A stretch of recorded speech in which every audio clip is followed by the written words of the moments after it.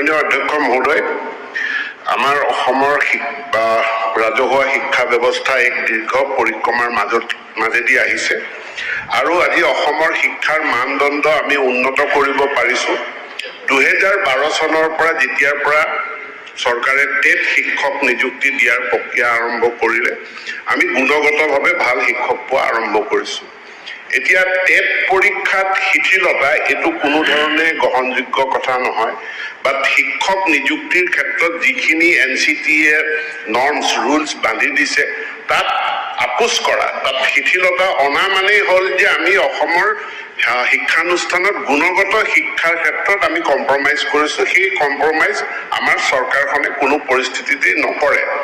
আৰু যিহেতু তেওঁলোকৰ দৰমহা টিউটৰসকলে কিমান মাননি পাব সেইটো এই বিধানসভাই পাছ কৰা আইনখনতে উল্লেখ আছে।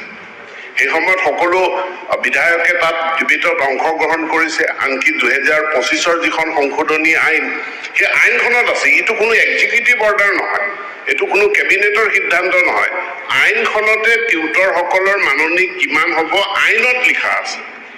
আৰু আইনখন সংশোধন কৰি কোৱা হৈছে যে এইটো 6%কে বাঢ়ি যাব আৰু 6%কে বাঢ়ি গ'লে তেওঁলোকে সেইখিনি সকাহ পাব যদি তাৰ মাজত তেওঁলোকে প্ৰফেশ্যনেল কোৱালিফিকেশ্যন আয়ত্ত কৰিব পাৰে, তেতিয়াহ'লে তেওঁলোকক টিচাৰলৈ উন্নীত কৰা যায়।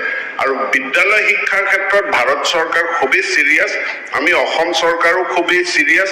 ইয়াত কোৱালিটিত ইলিজিবিলিটিত কোনো কম্প্ৰমাইজ নহয়। ধন্যবাদ।